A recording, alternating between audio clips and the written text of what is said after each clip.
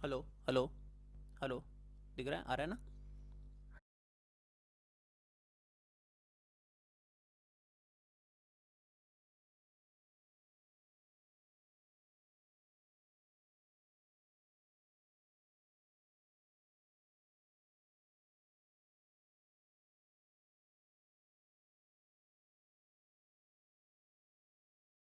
हो रहा है। एक second.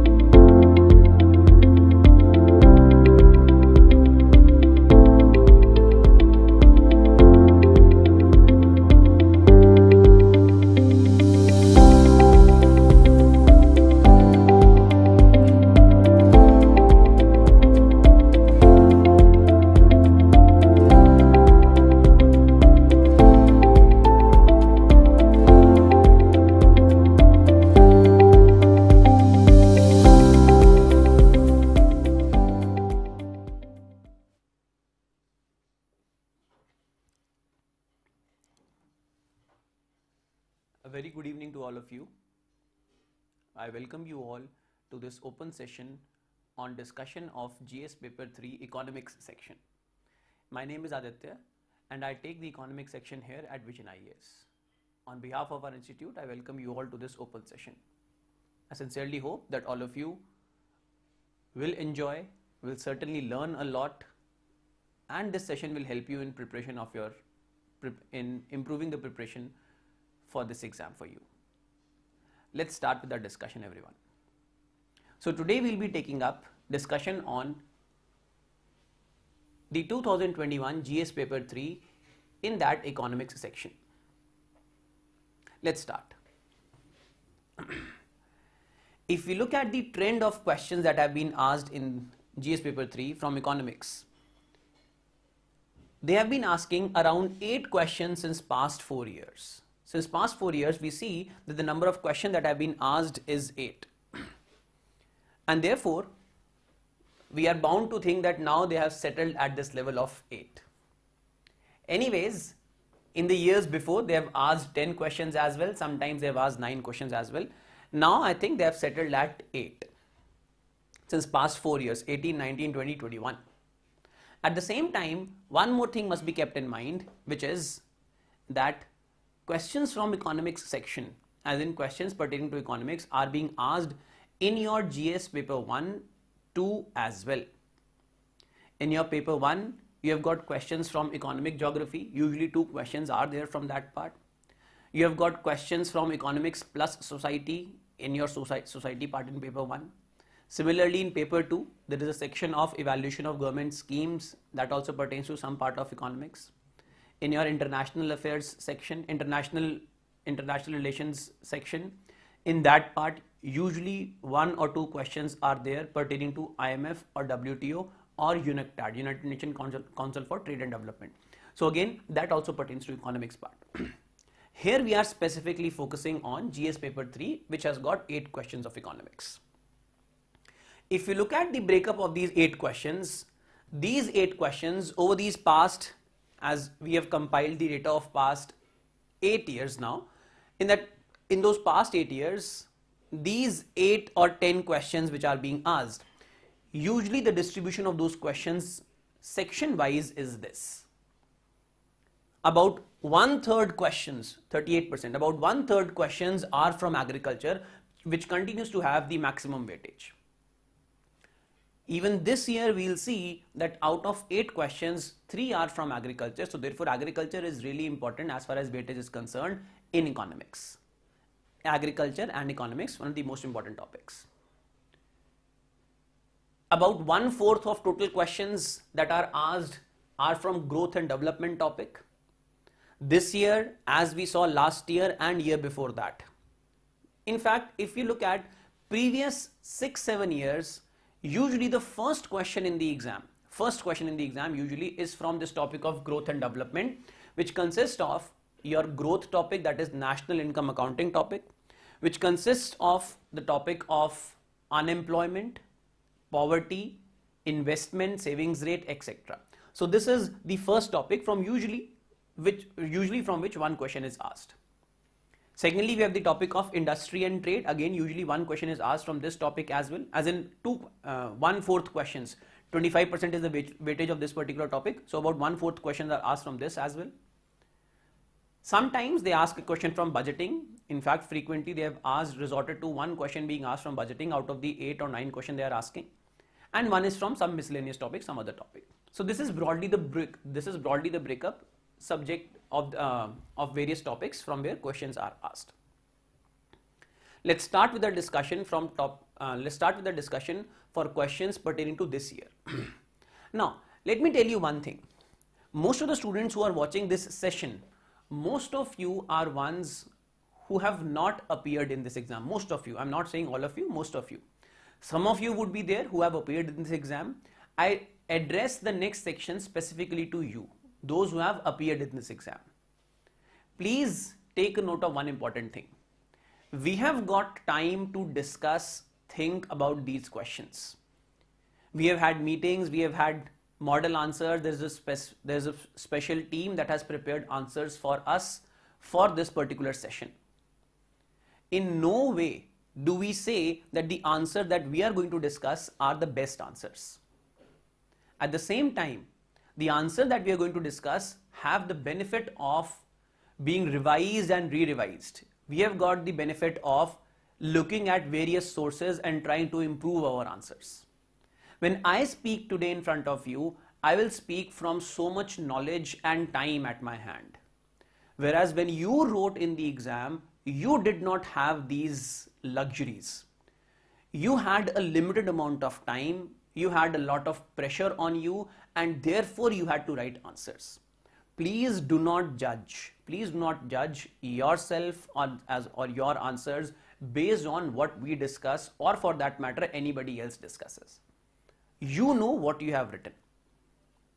I'll also try to give you a basic framework of all the answers, as in I will tell that what is it that is necessary, that is what does the examiner expect that you should have written at least. I don't expect you to write almost all the points with respect to all the answers, but I expect you to be aware of a certain basic framework, and in that basic framework you should be able to write the necessary things. Let's take a look at this with the help of examples of this particular year's questions.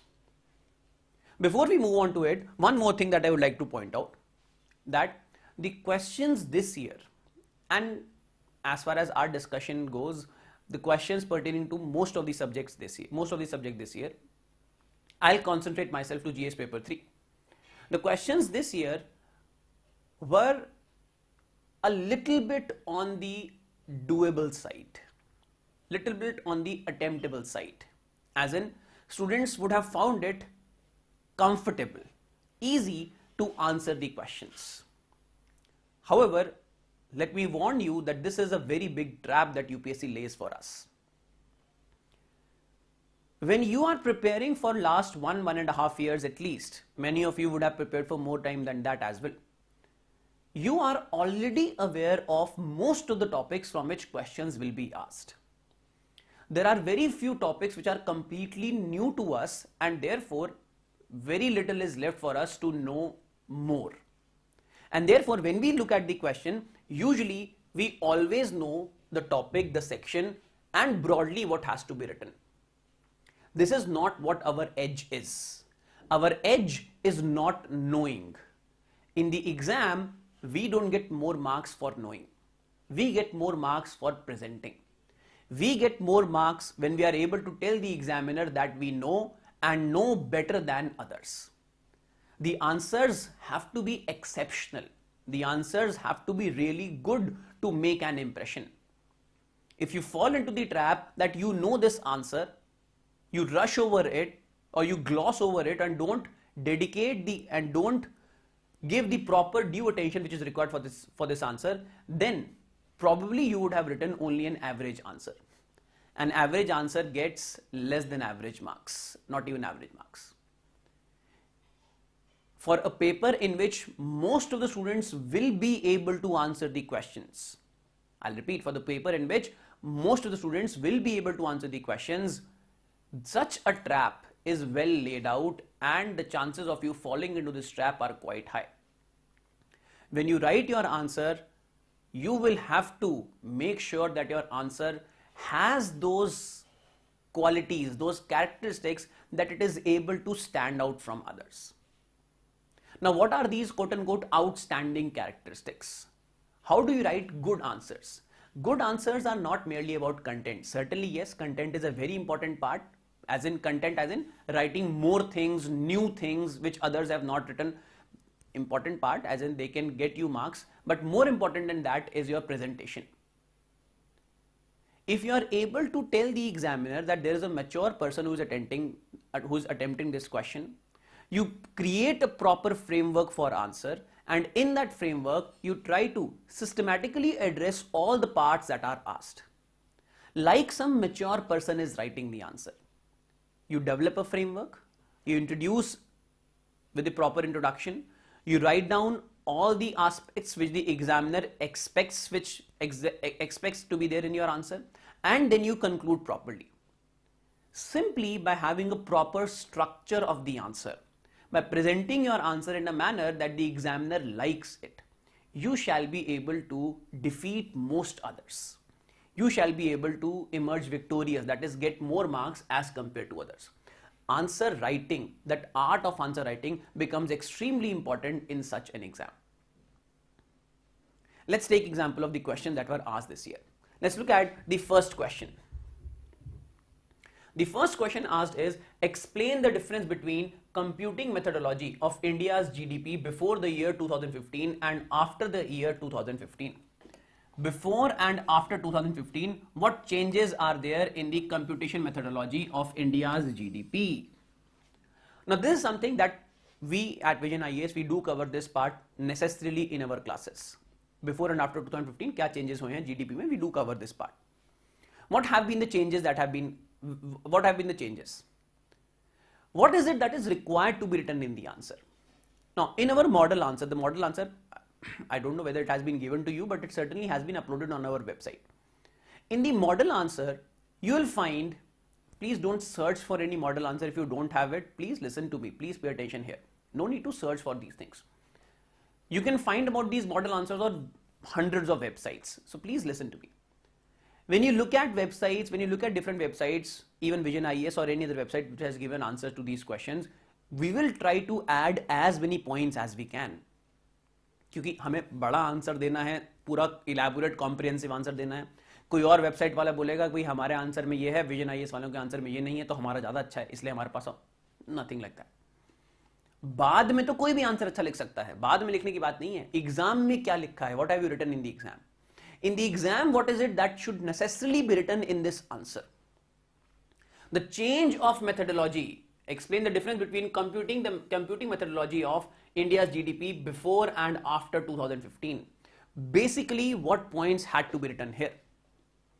In this point, you have to write down that first, how is GDP calculated? How is GDP calculated? That is the general procedure. The general procedure. General procedure GDP calculate करने का क्या है? And once you write the general procedure of calculating GDP, then you write what has changed. What has changed? What has changed before and after? Before and after 2015. This is how you write. Broadly, these two things must be there. So, the structure of your answer must be such that first part may you address this, that how is GDP calculated. This is the structure, this is the skeleton of your answer, that in the first portion you are writing this and in the second portion you are writing this. What should be the introduction? Introduction कैसे लिखते हैं हम answer की? A good introduction is one which tells the examiner that you have understood the question. Introduction is not writing the definition of GDP. Explain the difference between computing methodologies of India's GDP. In the first line, you are writing value. What is meant by the term GDP? That is not a good introduction. Examiner knows what GDP is. By writing the definition, you are not either adding any value, nor you are telling the examiner that you have understood the question. It is certainly not required. When we read questions, we usually start our answers with such lines or such statements like definitions, which we think are required to answer this particular question. Absolutely not. Your introduction must be such. I'm not talking about writing some flowery language which captivates the mind of exam. No, simple. Your introduction must be such which conveys to the examiner that you have understood what the question is. How will you convey this to the examiner? You will convey this to the examiner when you answer the why of the question. Why of this question? Why do you think this question has been asked? Write in your answer, introduce your answer like this. I mean, there are many ways, just one way. Introduce your answer like this, that after the change in methodology of computing GDP in 2015, there have been many people who have raised concerns about the integrity of the method. And therefore, this requires us to study what changes have been done post 2015. This is how you start your answer. Now you have linked this thing with some current affairs event that there are some people who are raising questions about the methodology of calculating GDP. With this you have told the examiner that you have understood the reason behind कि क्या inspiration है इस सवाल के पीछे पूछने की. You have introduced and you have began your answer in the first line itself. You have hit the bull's eye in the first line. अब ये चीजें कैसे आती हैं? ये चीजें प्रैक्टिस से आती हैं. मैंने आपको बता दिया कि इस आंसर में कैसे लिखना है, यहां से आपको नहीं आएगा. When you practice this over a period of time, when you write as many tests as you can, when you get those tests evaluated properly, then you will understand the importance of writing a good introduction. Then you will understand, then you will develop this habit. Muscle memory बोलते हैं ना, then you will develop this habit of being able to write good introductions automatically without spending a lot of time in thinking. Think about the why. Then in your answer, the major structure should be this. How is GDP calculated in general and what changes have been made in the method post 2015. In general, how do you calculate GDP? In general, GDP is calculated by two ways. In two parts, not two ways, in two parts. Number one, we try to collect data from a sample, and from that sample we try to estimate the output by extrapolating it to the entire economy. So estimation of GDP is in two stages, two steps. One, sample and collect data from that sample, and second, from the data that has been collected, you try to estimate the output of what has not been collected, that is the entire economy. You try to project it to the entire economy. What has changed between 2015 and before and after 2015? The one very important thing that has changed is the database. One very important thing that has changed is the sample from where you are collecting your information. The database has changed. Earlier, the primary sample for collecting information with respect to GDP was your annual survey of industries. You used to estimate value of GDP from the output collected from annual survey of industry, ASI data. And now you estimate GDP by using the MCA 21 database of Ministry of Corporate Affairs, MCA Ministry of Corporate Affairs. The MCA 21 database has information with respect to value added by all the registered firms with MCA.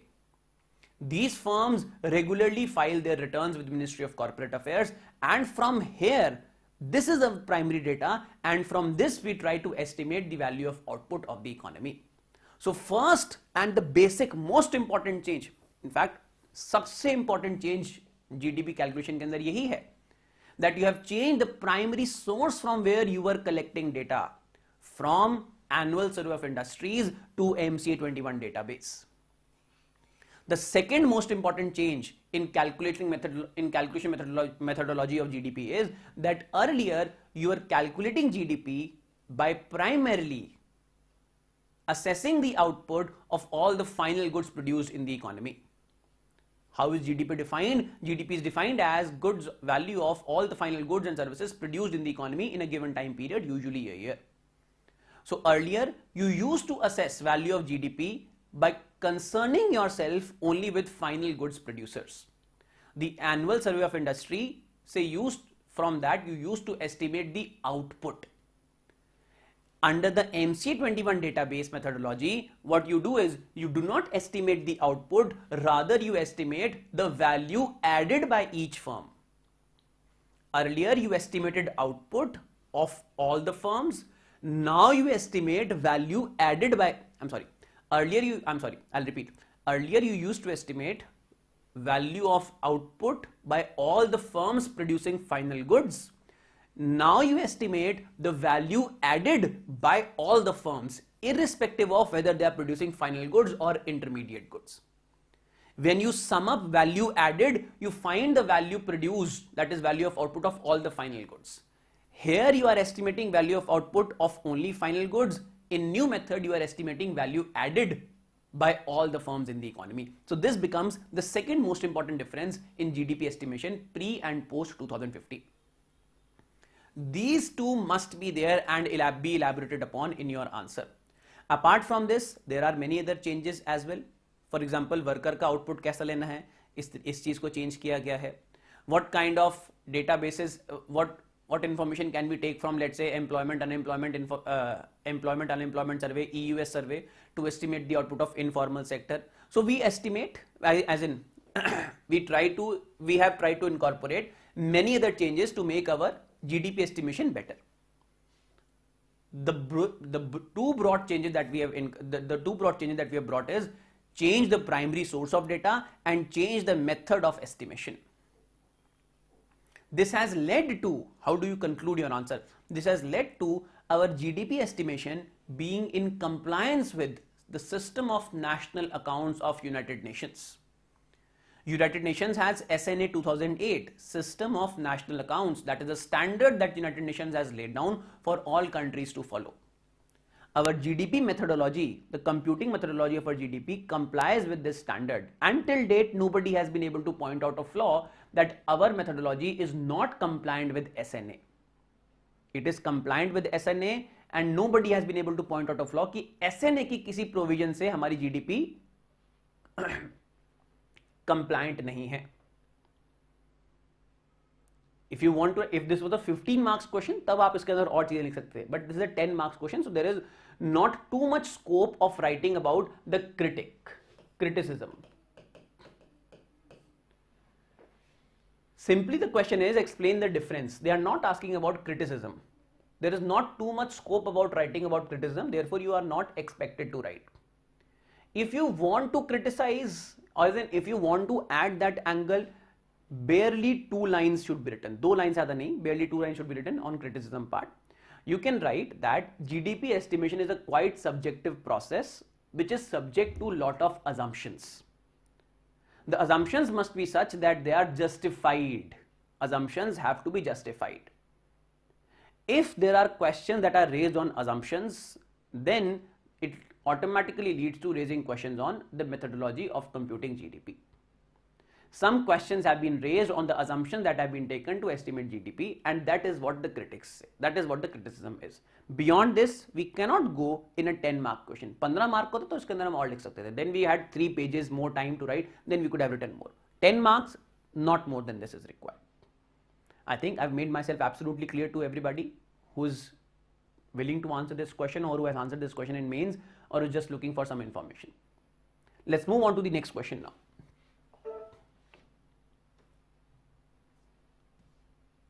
Second question, distinguish between capital budget and revenue budget. Explain the components of both these budgets. Revenue or capital budget mein distinguish karo and explain the components. Now again, basic question which is I would like to assume is covered everywhere. Certainly at Vision IAS we do cover this part in our economics classes. We in fact devote a lot of time on covering of what is capital budget and what is revenue budget. So capital and revenue budget, and what are the components of these budgets. Capital and revenue, you have to distinguish between them, between capital and revenue. When a question of distinguishing is asked, there is no hard and fast rule that you have to write it by drawing a table कि ये है capital and ये है revenue. There is no hard and fast rule like this कि आपको इस तरीके से distinguish करना है that capital means this, revenue means this. If you want to, you can do this. If you want to, you can use this format of distinguishing using a table in a tabular form. There is no hard and fast rule here that you have to necessarily distinguish by laying down tables. You can simply write down the definition that this is revenue budget definition, which comprises of revenue expenditure and revenue receipts. Revenue expenditure and revenue receipts, and this is capital, the definition which comprises of capital receipts and capital expenditure, definition of each of these things. You can write simply like this as well. There is no need. This is a very straightforward question. बहुत ही straightforward सवाल है.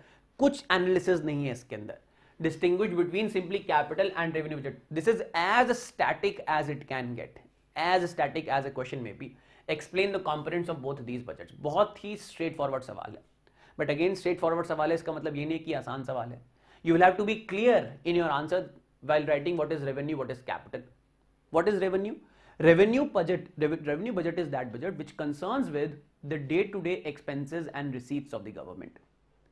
Revenue budget refers to that part of budget which deals with maintenance of the government, which deals with the right of the government as well as the basic obligations of the government, that is to perform its sovereign functions. That is what revenue budget is. What is capital budget? Capital budget is that budget which creates or reduces long-term obligations of the government, which either creates or reduces long-term obligations of the government. The part of budget which is not usually restricted to a particular year but may extend to more than 1 year. That is what capital budget is. Revenue receipts are those receipts which the government collects as a matter of right. Government collects taxes and non-tax receipts as a matter of right. These are payments that we make to the government. Nobody can claim these receipts from the government. These are governments. That is, they belong to the government. That is what revenue receipts are. Revenue expenditure. Expenditure that government incurs to maintain itself, to perform its essential functions, to perform its sovereign functions. That is revenue expenditure.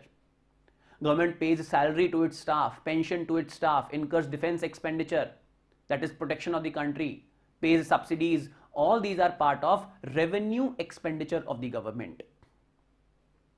Capital. Capital receipts and capital expenditure. Anything that creates or anything that has an effect on assets or liabilities is part of capital budget. Anything that leads to creation of assets or reduction of liabilities is capital expenditure. Anything that leads to creation of asset, road बनाई asset है, road बनाने के लिए money spend करना पड़ेगा, you have to spend money to construct a road. So anything that leads to creation of assets is a capital expenditure. Anything that leads to reduction of liabilities, government had borrowed money and government had paid some part of that principal back, reduction of liability. Anything that leads to creation of asset or reduction of liability is capital expenditure. Versus opposite, anything that leads to creation of liability or reduction of assets is a capital receipt. Reduction of asset, government owns a company, BSNL, government sells that company. When government sells, government receives money. So therefore this is a receipt. Receipt मतलब government के पास पैसा आया है. It's a government receipt. So government receives money. Reduction of asset, BSNL अब सरकार का नहीं रहा, सरकार ने BSNL बेच दिया. So government sells an asset, receives money. This is a capital receipt. Government incurs a loan. Government borrows money from somewhere. It creates a liability. सरकार ने borrowing करी तो सरकार की liability create हो गई. Government has borrowed money. So therefore that leads to creation of liability becomes example of capital receipt. Revenue receipts, capital receipts. With examples, we have to write all these things. Expenditure का example, revenue expenditure का example, revenue receipts का example, capital receipts, capital expenditure. You have to write examples of everything with certainly along with their definitions. So very straightforward question, capital and revenue and their components. Let's move on to the next question now. The next question is from agriculture section. The question is, how did reforms in some part of the country help to improve, how did land reforms in some part of the country help to improve the socio-economic conditions of marginal and small farmers? How did land reforms in some part of the country, help to improve the socio-economic conditions of marginal and small farmers? How do you write an answer to such a question? So one approach can be that you are thinking about what are various steps or what are various land reforms that have been taken. कौन सी land reform की गई हैं? एक जो आसान तरीका है जिससे काफी सारे लोग अपने आंसर लिखेंगे, that they will simply write what are the various land reforms that have been undertaken. Bhudan movement, Gramdan movement, talk about consolidation of land, rememberment of land, ceiling on land holdings, application of those ceilings, land improvement programs. So most of the students are going to write about land reforms only. That is, what land reforms have been taken. Some may write about land reforms, why have they been successful or why have they not been successful. एक रटा रटाया answer हमको आता है. We know a ready-made answer about what are land reforms and reasons for their success or lack of their success. We only know this answer. What is the question? Question is, how are land reforms in some part of the countries, how have they helped to improve the socio-economic conditions of marginal and small farmers? ये सवाल है कि how are land reforms related to improvement of conditions of these people? So how do you write an answer? What should be the structure of your answer? Structure of the answer should be that you have got some initial socio-economic condition, initial, and then there is land reform, and then there is some improved or let's say change, not necessarily improved, changed socio-economic condition. This is what structure of our answer should be. Initial condition, land reforms, then improved or changed socio-economic condition. This is what we have to write. ये linkage के ऊपर focus करना है. We have to focus on this particular linkage. We don't have to write about what land reforms. I mean, in the answer, obviously one part would be what land reforms. But the focus of the answer is this linkage. How have land reforms improved or changed the socio-economic conditions of marginal and small farmers? Marginal and small farmers, initial, subject to exploitation, do not have adequate amount of land and therefore cannot grow food which is surplus, that is marketable. Ability to grow is less, ability to mechanize is less, cannot improve their land, cannot grow surplus food. Hence, they are in a vicious circle of debt and poverty. Vicious circle of debt and poverty. ये लिखना है अपने answer में. This is what we have to write. Initial socio-economic condition, a vicious circle of debt and poverty. How have land reforms improved this? Then you write what land reforms. Have been undertaken. Give examples of land improvement programs. Give example of land rememberment, consolidation of land holdings. Give examples of land sealing acts. Then give ये example हमको फिर यहाँ पे देने हैं, that what steps have been taken, that is what land reforms have been undertaken. And then write how has this changed the condition of small and marginal farmers. Before you write the change, you must give a disclaimer in the answer that land reforms is a project which is still undergoing. In no way it is complete. In some places we see that land reforms have had an effect, and in other places, because of their lackadaisical implementation, they are still incomplete. However, in the places where land reforms have been implemented, we see a change in the condition of small and marginal farmers. The most important change can be seen in access to credit. It can be seen is in being able to grow marketable surplus. Small and marginal farmers indulging in growing of commercial crops, like starting from fruits and vegetables. Who is growing fruits and vegetables? It is small and marginal farmers that grow fruits and vegetables, not large farmers. So with access to credit, being ability to grow commercial crops, having a marketable surplus, there is a great reduction in poverty, a great reduction in debt. The vicious circle of debt and poverty is being broken for these marginal and small farmers. Their dependency, again part of land reforms, their dependency on the middlemen, on those for whom they were dependent for loans, for selling their produce, etc. Their dependency has reduced, and therefore the profits that they reap or the income that they generate on their own have improved. This is what socio-economic change in condition of small and marginal farmers is. Socio-economic change in conditions बताने के लिए initial conditions describe करनी पड़ेंगी, क्या land reforms हुई second part वो है, और क्या improved conditions है third part ही है. This is what the structure of your answer is. If you write this structure, then you leave an impression on the examiner. If you simply write what land reforms are, आप लिखो land reform में 50 point लिखो, who is stopping you? You write ग्रामदान बूदान इसने start किया, इतने time तक चली, यहाँ पे ये था, वहां पे वो था, लिखो. उस पे मार्क्स नहीं मिलेंगे. Marks will have to be grabbed when you are able to connect these things. This is what you have to write in your answer. I hope I have made myself absolutely clear to everyone. Let's move on to the next question now. The next question again from agriculture, but again this time a straightforward question. How and to what extent would micro irrigation help in solving water crisis?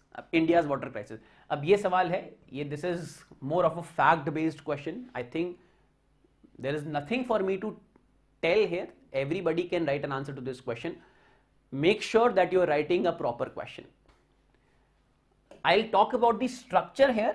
Content, I hope everybody can arrange for content themselves. Content में इसमें बात करने के लिए ज़्यादा कुछ है नहीं, as in straight forward सवाल है, fact based सवाल है. अब अपने आप कर सकते हो इस चीज़ को, मेहनत थोड़ी बहुत तो खुद करनी ही पड़ेगी.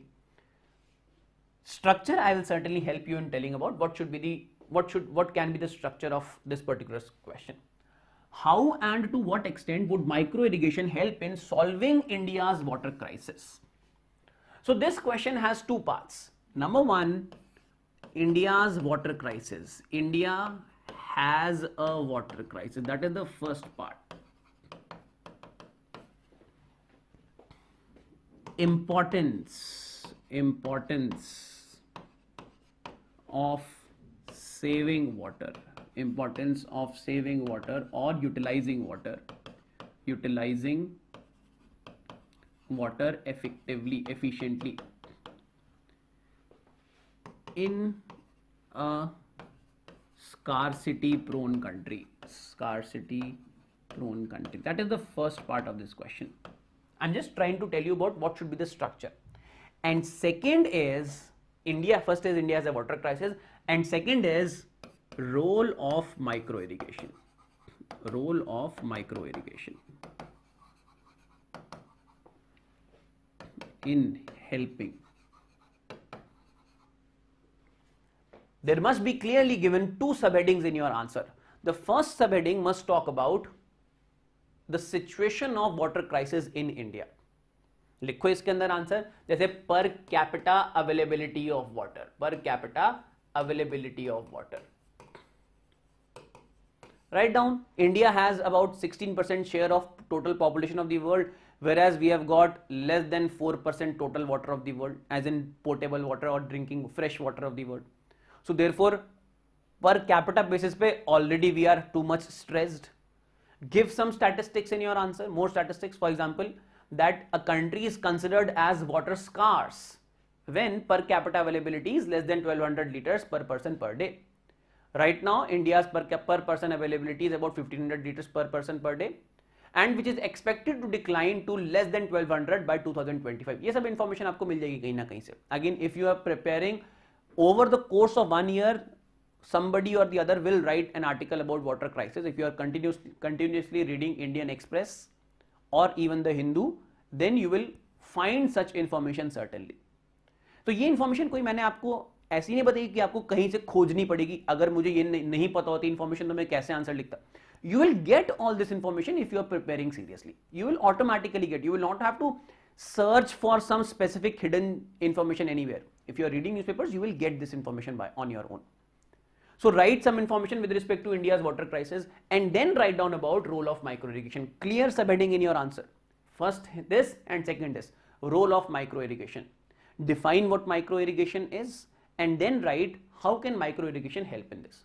Importantly, here you will have to write, emphasize on the fact that out of the total usage of fresh water in India, agriculture amounts for between 70 to 90%.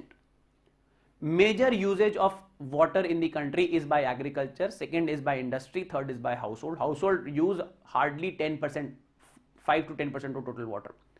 Agriculture uses about 60 to 70% of 70 to 90% of total water, depending upon the season. So agriculture का बहुत ज़्यादा usage है. So therefore, if we have to solve this water crisis, first and foremost we will have to target agriculture. This can be done through micro irrigation. Elaborate on a few micro irrigation techniques. Write down its benefits. It tries to provide continuous small quantity of water. इसीलिए micro irrigation. Micro quantity of water is being provided continuously, and therefore wastage of water is very less. Usage of water for a crop which is micro irrigated versus which is flood irrigated, usage of water is drastically different. So write down all these points. I think structure important है, structure समझो, facts आपको इस सवाल के मिल ही जाएंगे अपने आप, ठीक है. This with respect to this question number 4 about micro irrigation and India's water crisis. Let's move on to the next question. Now we are moving to 15 marks question. As I said, usually दो सवाल होते हैं उस growth and development वाले topic से जो मैंने बोला था. तो पहला टॉपिक हमारा जीडीपी वाला, calculation of GDP. Second question is here. Do you agree that Indian economy has recently experienced a V-shaped recovery? Give reasons in support of your answer. Do you agree that Indian economy has recently witnessed a V-shaped recovery? Structure of this answer again very very important. How do we introduce? इस सवाल को कैसे introduce करेंगे? Do you agree that Indian economy has recently experienced a V-shaped recovery? Give reasons in support of your answer. You don't have to start your answer with explaining what V-shaped recovery is. Certainly you will have to write in your answer कि V-shaped recovery क्या है, लेकिन जो first line है, I'm talking about the first line, not the first paragraph. In the first paragraph, if I have to explain that yes, first paragraph में आना चाहिए that what V-shaped recovery is. Yes, it should be there. But at the same time, I'm talking about the very first line, as in which is going to send an impression in the examiner's mind. How do you tell the examiner that you have understood the question? You tell the examiner by telling why this question has been asked. Do you agree that Indian economy has recently experienced a V-shaped recovery? Write down in your answer that due to the COVID pandemic, the economy was closed and therefore there was a complete there was a complete lockdown and therefore the economy tumbled down or the economy witnessed contraction. In order to ensure that the economy gets back on its feet or gets back on the track that it was on before COVID, we need a faster recovery. Experts have suggested that such a recovery may have occurred in our country, whereas others have disagreed with this proposition. There are many different shapes of recovery that are proposed. Some consider Indian economy is undergoing a V-shaped recovery, whereas others say that either it is W-shape or K-shape or Z-shape. This should be your first paragraph. In this first paragraph, you have told the examiner about basically what V-shape is without explicitly telling what V-shape is. And you have also told about yes, why is this question asked. फिर अगले paragraph से हम लिखेंगे that yes, do you agree that the Indian economy is going through V-shaped recovery or not? Then you start your answer with telling that what is V-shaped recovery. Obviously there must be a graph in your answer. होना चाहिए graph आपके answer में. What kind of graph should be there? I'll draw a very small graph here. In this portion I'll draw a graph. Let me use a different colored pen. Obviously there must be a graph. The graph should be something like this.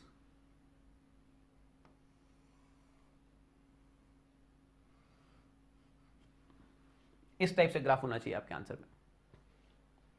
I'll draw it again. ये arrow थोड़ा सा ऊपर दिख रहा है तो I'll draw it again.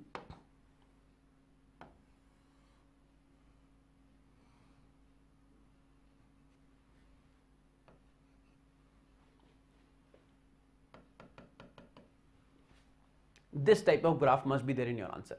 V-shaped recovery. If you want to draw more elaborate graphs, और भी elaborate graphs आप बना सकते हो, but this must be there. This is the basic minimum which is expected. You have to explain that by this is V-shaped recovery. Write down what V-shaped recovery is. Write down in your answer that V-shaped recovery refers to that after a slump or after a contraction, the economy recovers quickly. That is, after the slump, economy recovers fast, almost vertically, and it gets back on the earlier path as quickly as it can.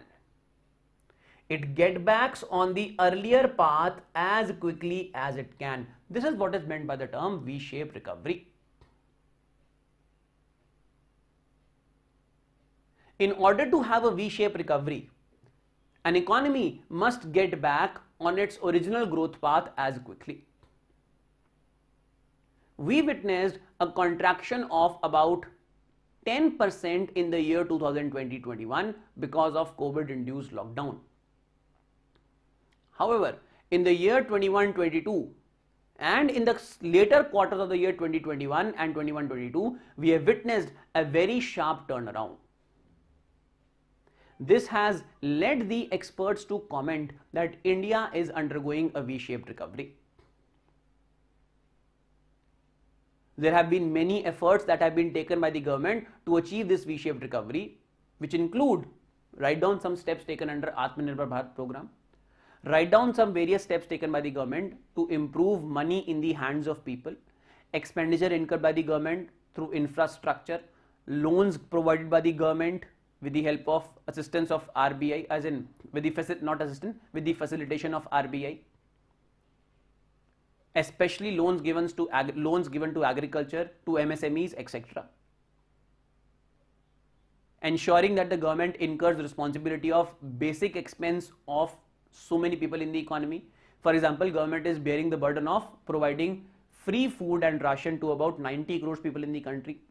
So government is trying to spend lot of money and facilitate money being made available to the people in need, especially MSMEs and agriculture, so that they get back on track as quickly as possible.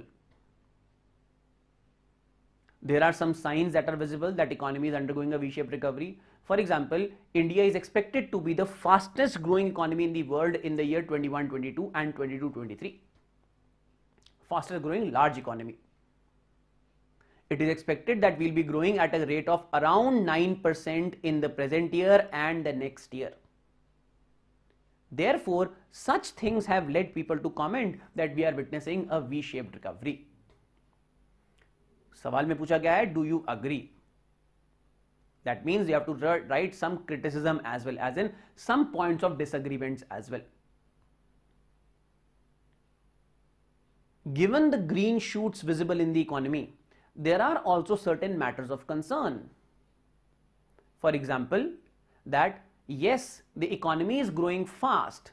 However, if we break down the economy into the formal and informal sector, or the large and the small sector, it seems that many small firms have permanently closed down. It seems that ability of many people to earn incomes has been permanently tampered, permanently been affected. Because of this, we see fast growth in the formal sector or the big sector, whereas slower growth in the smaller sector or the informal sector. This has led some people to comment that Indian economy may not be undergoing a V-shaped recovery, rather a K-shaped recovery. K-shaped recovery. Indian economy is undergoing not a V-shape but a K-shaped recovery.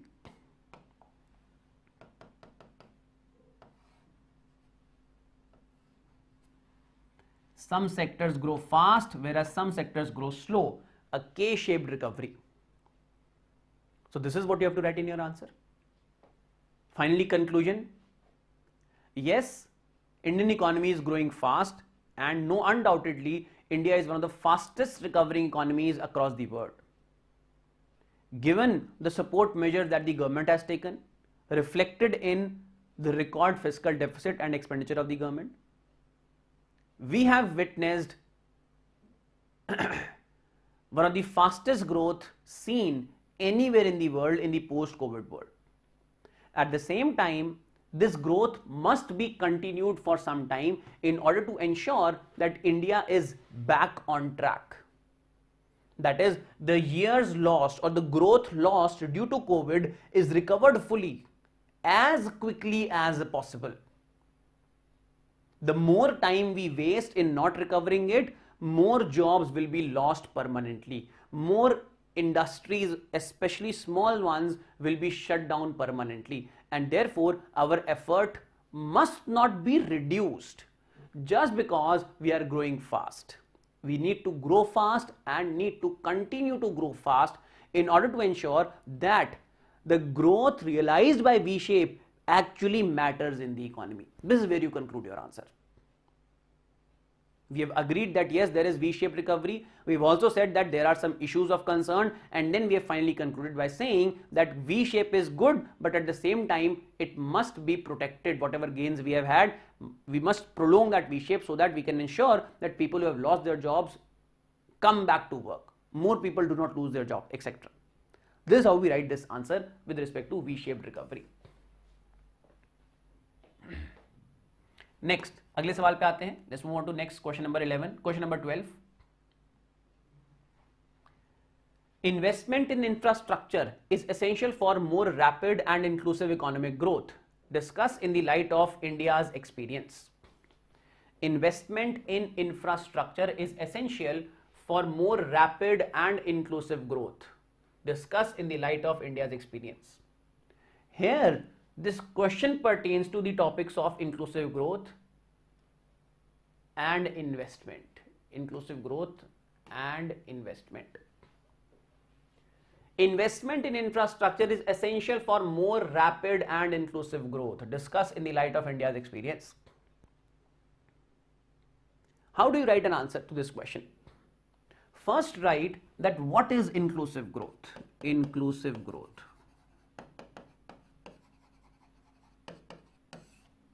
What is inclusive? If you're talking about the introductory part, introduction कैसे? I was talking about the structure here. If you talk about the introductory part, in your introduction, you must write down about investment in infrastructure.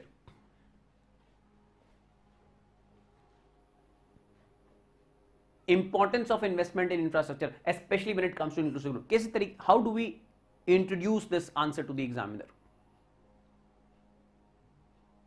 Investment, especially in infrastructure, is seen as the key to achieve a faster and inclusive growth. With limited resources with the government, it becomes a matter of choice, or it becomes a trade-off whether those limited resources should be spent for investment or should be spent for some other purpose. The decision that the government has to make entails an opportunity cost. Whether to invest in investment, whether to use that money for investment in infrastructure or use it somewhere else and forego the benefits of investment, is a tough decision for any government. Such decisions are subject to criticisms as well. And therefore, it must be evaluated that what is the use of investment in infrastructure in order to achieve the objective of rapid and inclusive growth. This must, is type, again, just one example. This should be an example, this can be an example of what can you write in your introductory para. Then, what should be the structure? Inclusive growth. What is meant by the word inclusive growth? You can draw some diagram or some flow chart. देखो ये जो 15 number के सवाल होते हैं, in this there is a certain, in these questions there is certainly a scope, and plus you should certainly draw some diagrams, maps, graphs, charts, flow charts. ये सब चीजें आपको बनानी चाहिए अपने आंसर में. For example, you can represent inclusive growth diagrammatically. You can write about what inclusive growth is, and you can write various dimensions of inclusive growth. Dimensions of inclusive growth is what you can write. इस type से आप, you can write various dimensions of inclusive growth. There is no list of, there is no exhaustive list of कि inclusive growth के अंदर क्या क्या है. But broadly you should know what is there in inclusive growth. Poverty alleviation, that is one very important part of inclusive growth.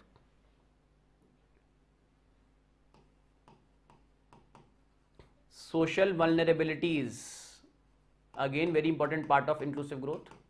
Social vulnerabilities like health, education. Skilling is an important part of inclusive growth.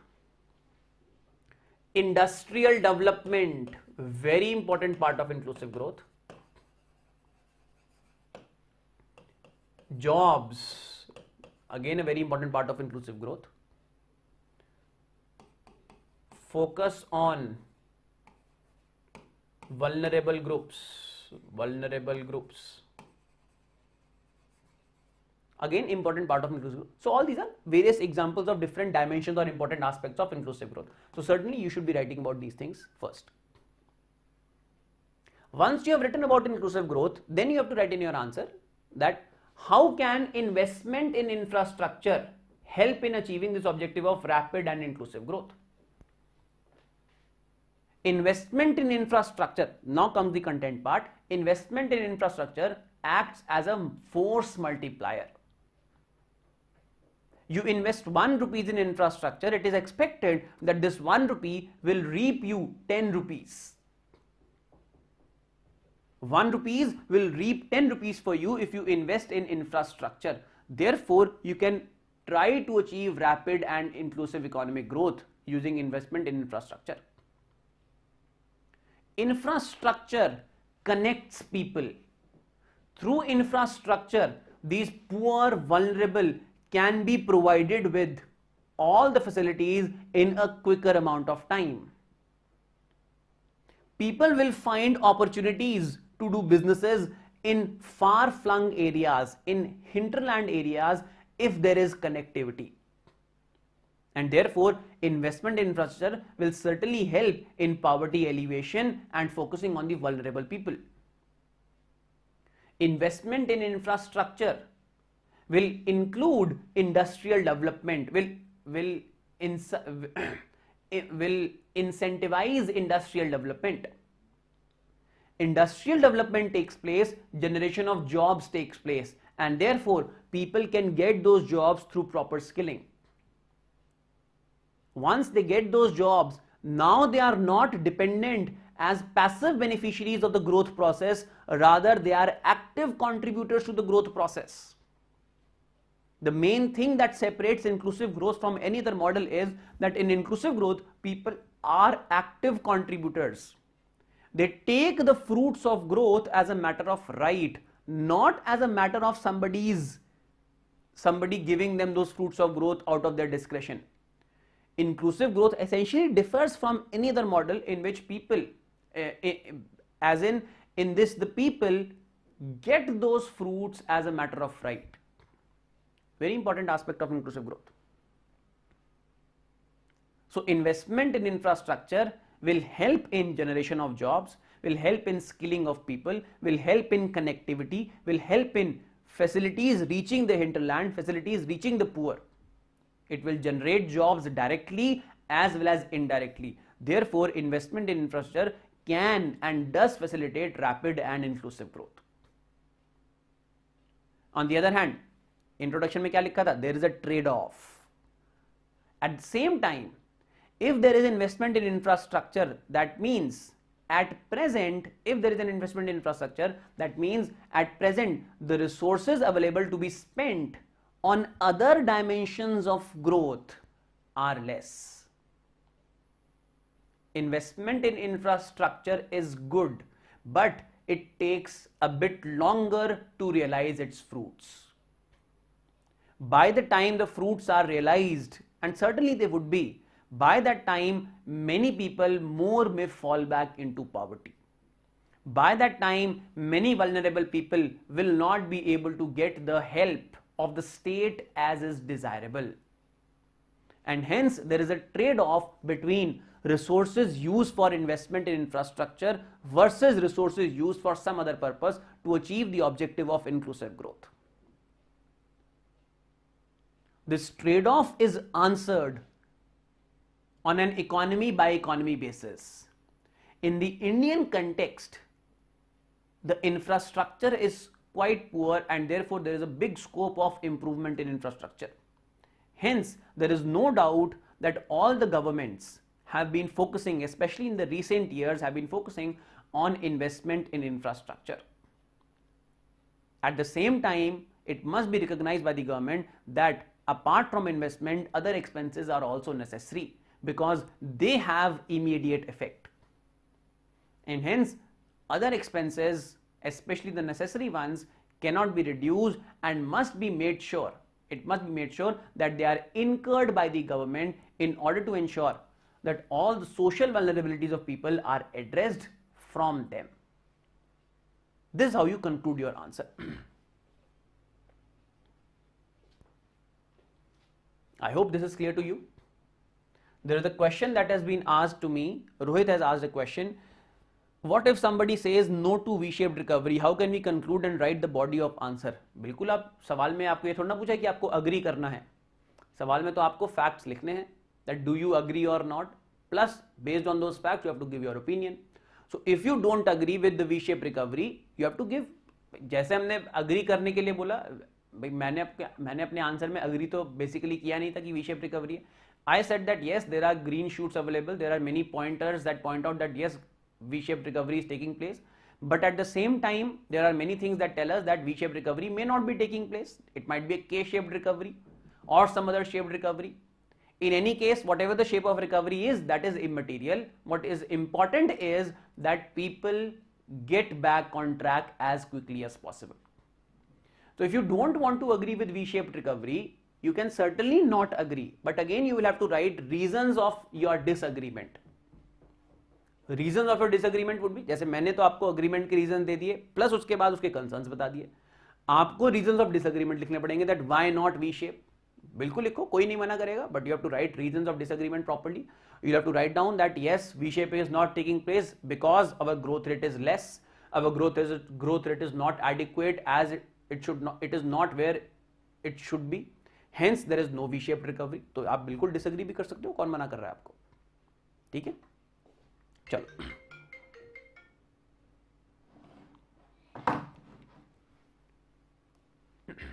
चलो. Let's move on to the next question now. Let's move on to the next question. Yeah. What are the salient features of National Food Security Act 2013 and how has Food Security Bill helped in eliminating hunger and malnutrition in India? I cannot emphasize more. I had asked about, I told this question in the batches that I took this year when I was teaching poverty. I've told a lot. I've told in the classes that this year I'm expecting a question on hunger. Certainly there will be a question on hunger asked because of that hunger index. So they have asked this question. Question is straightforward, fact based सवाल है, ज़्यादा discuss करने का इसमें कुछ नहीं. There is nothing to discuss in this question as such. Question is straightforward. What are the salient features of the National Food Security Act 2013? You have to write what are the features. It covers about 66% of the population, 75% rural, 50% urban. What are the food grains that it provides? What is the price? Subsidized food grains, central issue price. Basically, you have to write about those aspects. Some distinguishing features you have to write. Some distinguishing features you have to write about. For example, there are some states which provide additional food grains, some states which provide additional food grains, as in some states which provide oil seeds, protein based food grains, etc. You have to write down about AAY households, Antyodaya Anna Yojana, that is extremely poor households. You have to write about APL, above poverty line households, their quota. You have to write about basically how has targeted PDS improved because of the National Food Security help and National Food Security Bill. So that is the factual part. I hope you can find about that factual part on your own. Second is how has Food Security Bill helped in eliminating hunger and malnutrition in India? Food Security Bill say eliminating hunger and malnutrition in India. This you have to write. Here you have to write about statistics from National Family Health Survey, NFHS. NFHS 5. We had NFHS 3 in 2005. We had NFHS 4 in 2015. We have NFHS 5 in 2020. So NFHS 5 data was released before mains examination. इस साल मतलब 2021 में ही जुलाई अगस्त के आसपास NFHS 5 data was released. So this is very July, August or I think October के आसपास NFHS 5 data was released. So this question could have been answered directly from that. We have covered this part in our advanced batch also about the status of hunger and malnutrition in India. You have to write in your answer again facts हैं, इसमें कुछ ज़्यादा analysis का part नहीं है. You have to write about facts. For example, reduction of malnourishment as measured from various statistics such as underweight, stunted children, etc. The proportion of children that are categorized as malnutrition has drastically increased in the country. Hunger, there have been no hunger related deaths in the country since long. Hunger which pertains to deficiency of micronutrients has also decreased, but at the same time it is still a continuing problem. So these aspects you have to write in your answer, that how has this helped in reduction of hunger and malnutrition? By provision of various good quality seeds, ensuring that people are taking away ration. Add to that, if you want to write, COVID के अंदर सरकार 90 करोड़ लोगों को provide कर रही है, add that part as well to this particular thing. You may write in your answer that expenditure on food items has reduced and therefore that has led people to spend money on other aspects as well, which improve their mental well-being and physical well-being. So these points you can write in your answer. At the end of the day, this is mostly this is completely a fact-based question. First, you have to write some salient features of this act, and secondly, you have to write some important statistics from your NFHS, National Family Health Survey. This is what you have to write in your answer. There's nothing to discuss. इसमें कुछ discussion का part ही नहीं है इसमें कुछ. चलो. Let's move on to the next and last question. What are the present challenges before crop diversification? How do emerging technologies provide an opportunity for crop diversification? Present challenges before crop diversification, and how do emerging technologies provide an opportunity for crop diversification?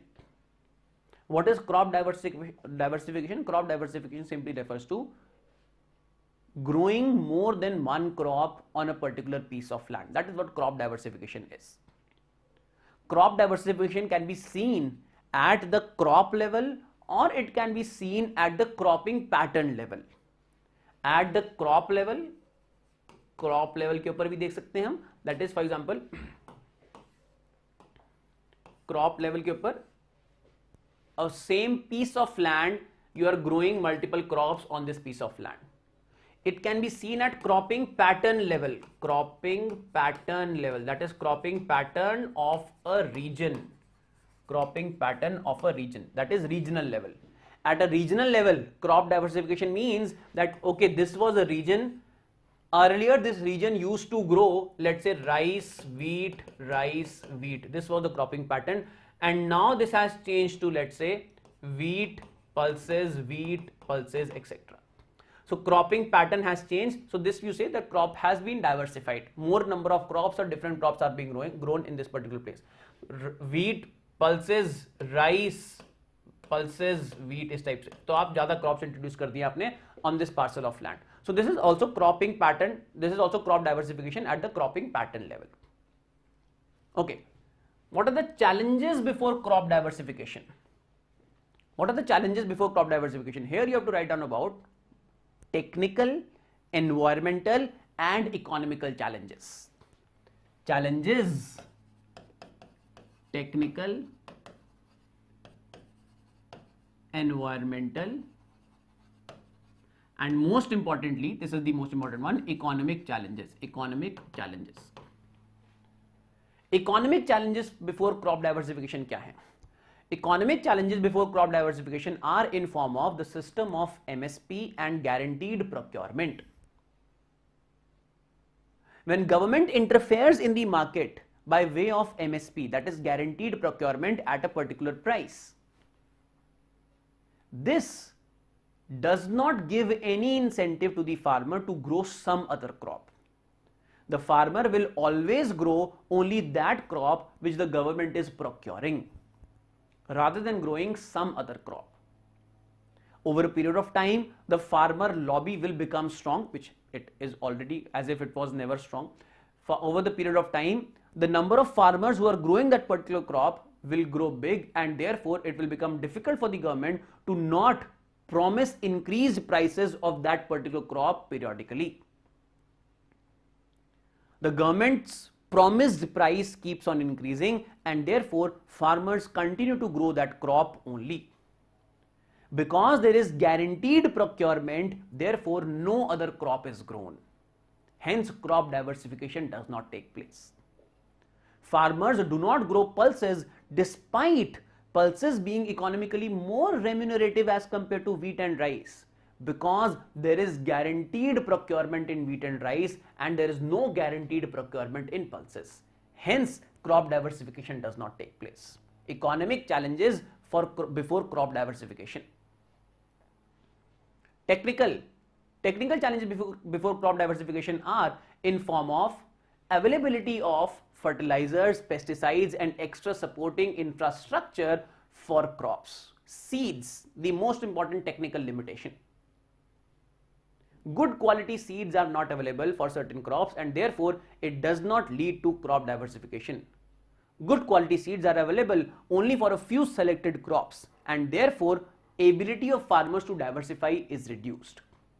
Environmental, the quality of land degradation, amount of water available, all these things pose a challenge before the farmer to diversify into various set of crops. Hence, a monoculture cropping pattern, monocultural cropping pattern is practiced. How do emerging technologies provide an opportunity for crop diversification? Emerging technology से कैसे opportunity है? Emerging technologies, for example, better quality seeds being made available, provide those make better quality seeds being made available. Therefore, the technical barriers are reducing. Better technology in form of more fertilizers and more diversity of fertilizer being available. Again, technical barriers are being reduced. With better data pertaining to weather, and weather forecast and technological inputs, environmental aspects are also being addressed. And most importantly, economically, farmers are being given protection through Fasal Bima Yojana. Fasal Bima Yojana is a technology dependent farm insurance scheme. If farmers are given some sort of guarantee with respect to failure of their crop, farmers would be encouraged to pursue crop diversification, that is encouraged to grow varieties of crops. If there is Fasal Bima Yojana, through use of technology, if farmers are able to sell their produce to some distant person rather than being forced to sell only in mandis, then farmers may be encouraged to undertake production of diverse set of crops. Technology in form of having access to multiple markets. Technology in form of having access to price information from various places. Technology in form of Fasal Bima Yojana, which is technologically intensive crop insurance scheme. This will reduce the economic barriers of a farmer to undertake crop diversification. This is how technology is enabling farmers to undertake crop diversification. I hope I have made myself clear. This is what is that has to be written in this particular answer. With this, we have discussed all the questions that were asked in this year mains GS paper 3. We had discussed 8 questions. I sincerely hope that you have enjoyed this session.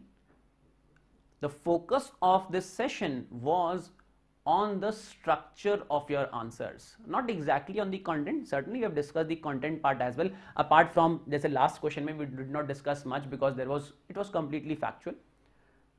Apart from where it was completely factual, we have discussed content also in quite detail, but the focus was on structure. How are you able to present good answers that are outstanding, which leave an impression on the examiner?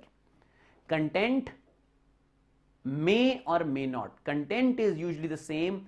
Exceptional content is quite rare. But a structure leaves an impression of maturity, and that is what your focus should be when you are writing an answer. Focus on your language, focus on your presentation, focus on your structure. This is what my inputs are with respect to this particular year's paper. I wish everybody all the very best. Take care everybody. Stay healthy. Make sure that you are safe. Thank you so much everyone. Take care. Goodbye.